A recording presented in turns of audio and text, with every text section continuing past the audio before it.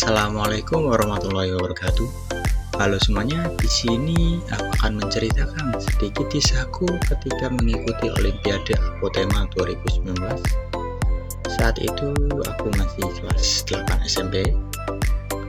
Jadi bisa dibilang aku termasuk siswa yang pintar dalam mata pelajaran matematika. Semua nilaiku bagus mulai dari tugas harian hingga ulangan. Untuk kabar adanya Olimpiade Apotema itu sendiri datang dari guru sekaligus pembimbing ekstra OSN Matematika. Di sini beliau mengajak aku dan beberapa siswa dari ekstra OSN Matematika untuk ikut Olimpiade. Tetapi dari beberapa siswa yang terpilih, hanya terpilih 2 orang untuk ikut Olimpiade tersebut. Nah, di sini pada akhirnya sekolah melaksanakan seleksi terhadap beberapa siswa termasuk aku selama sebulan untuk menentukan siapa siswa yang ikut dalam Olimpiade tersebut, hingga pada akhirnya terpilih aku dan 1 siswa sebagai peserta. Nah, setelah seleksi itu masih ada waktu sekitar 1 bulan untuk persiapan sebelum pelaksanaan Olimpiade. Nah, karena adanya waktu ini karena ini Olimpiade pertamaku, di sini aku belajar setiap hari, mulai dari pulang sekolah hingga malam. Nah, gara-gara terlalu sering belajar sampai lupa waktu, sekitar 1 minggu sebelum hari pelaksanaan, sini tiba-tiba aku drop dan mimisan.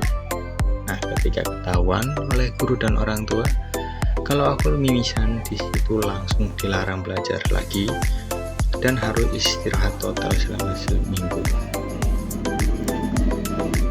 Nah, pada hari pelaksanaan Olimpiade, ternyata ada beberapa tahapan dalam Olimpiadenya.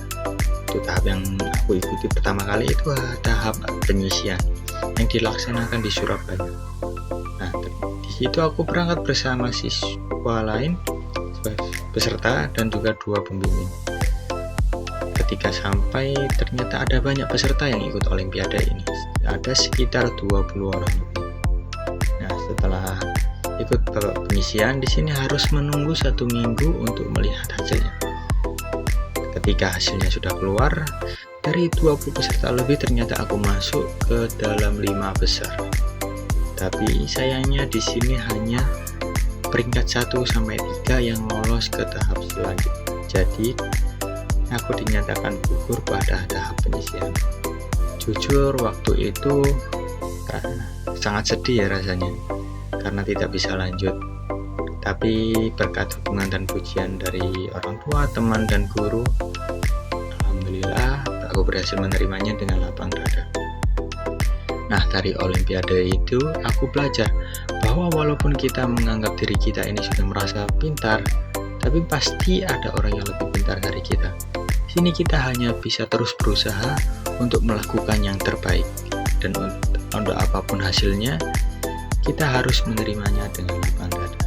Nah, sekian, mungkin itu saja yang bisa aku ceritakan dari kisahku ketika ikut Olimpiade. Sekian dari saya, wassalamualaikum warahmatullahi wabarakatuh. Terima kasih.